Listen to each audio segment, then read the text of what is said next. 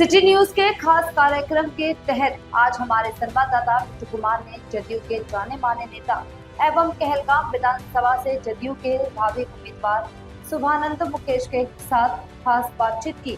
उन्होंने बताया कि इस बार जदयू से हमें कहलगांव विधानसभा से टिकट मिलता है तो हमारी जीत सुनिश्चित है और मैं कहलगांव विधानसभा में सबसे पहला कार्य किसानों के सिंचाई संबंधी सबसे पहला कार्य करूंगा। उसके बाद रोजगार और फिर शिक्षा पर विशेष ध्यान रहेगा ताकि बिहारवासी बाहर जाकर के काम नहीं करना पड़े, अपने ही राज्य में इनको काम मिले। बताते चले कि यह शुभानंद मुकेश पहले कांग्रेस पार्टी के दिग्गज नेता स्वर्गीय सदानंद सिंह के पुत्र हैं। यह काफी दिनों से कहलगांव विधानसभा में भ्रमण कर रहे हैं और ग्रामीणों से मिल रहे हैं। अगर इस बार जदयू से इनका टिकट मिलता है तो इनका जीत सुनिश्चित है।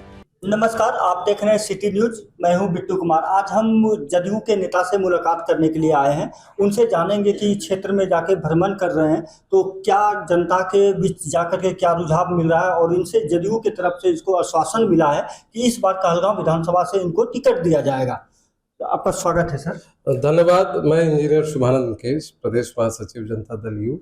और देखिए, हम लोग सिपाही हैं माननीय मुख्यमंत्री नीतीश कुमार जी के, और उनका जो किया हुआ काम है वो सभी जगह कहलगांव विधानसभा क्षेत्र में भी प्रचार और प्रसारित कर रहे हैं ताकि जो एनडीए को, गठबंधन दल को वो बढ़त मिले जो इसकी अपेक्षा, और 2025 फिर से नीतीश और 225 सीट, ये जो मूलभूत लक्ष्य है इसको हम लोग काम कर रहे हैं। जनता के बीच आप जा रहे हैं, भ्रमण कर रहे हैं बहुत दिनों से, क्या मतलब वहाँ पे सबसे ज्यादा परेशानी क्या आपको सुनने के लिए मिल रहा है? नहीं, देखिए, जनता तो माननीय मुख्यमंत्री जी के कार्यों से बहुत ही खुश है, संतुष्ट है और बहुत उत्साहित है। एनडीए के प्रति, माननीय प्रधानमंत्री जी के प्रति इतना स्नेह निकल के आ रहा है कि इसका वर्णन नहीं कर सकता हूँ।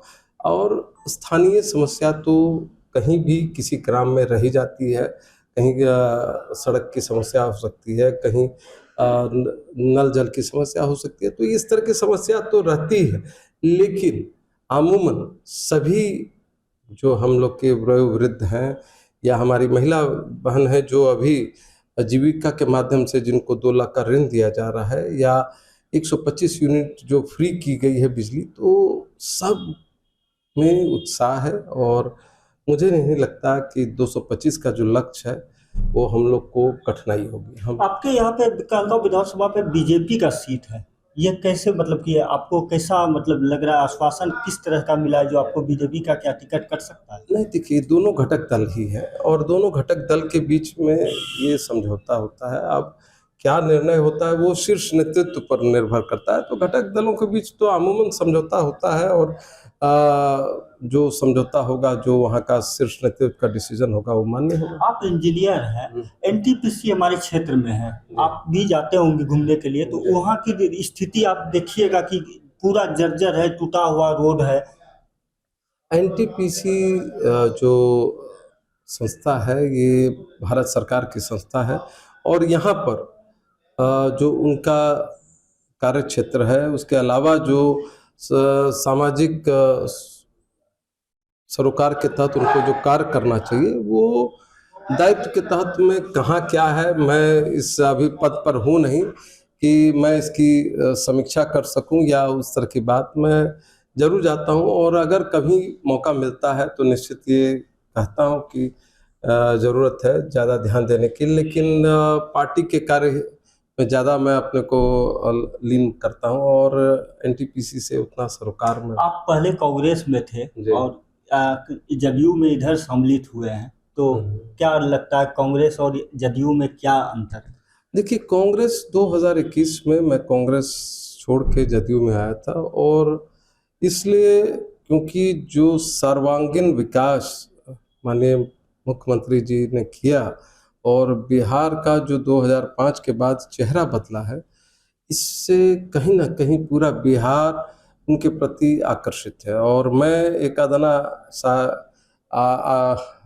आदमी अगर उनके प्रति आकर्षित हो जाता हूं तो इसमें कोई बड़ी बात नहीं है।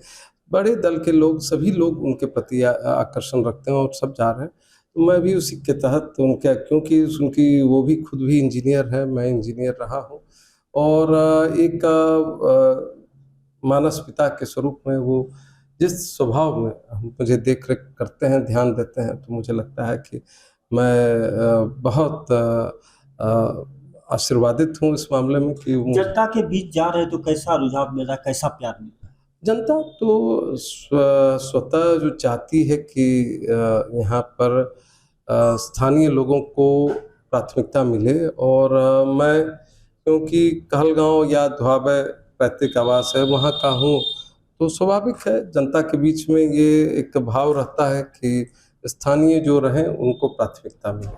आप हमारे चैनल के माध्यम से जनता को क्या कहना चाहिए?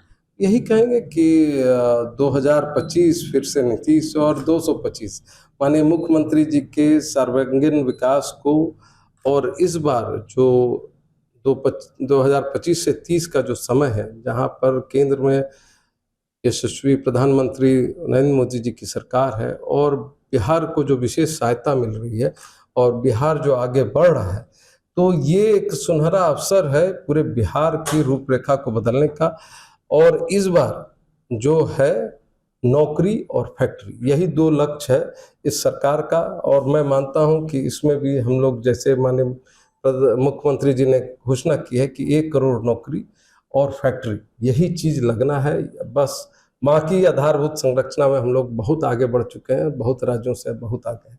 तो यही आशाओं के साथ कि भाई सुनहरे बच्चों के भविष्य और यहाँ के हमारे युवा साथियों के भविष्य हेतु माननीय मुख्यमंत्री जी को पुनः 2025 में बिहार का ताज पहनाने का काम करें, और इसी आशय के साथ सबको शुभकामना देता हूँ।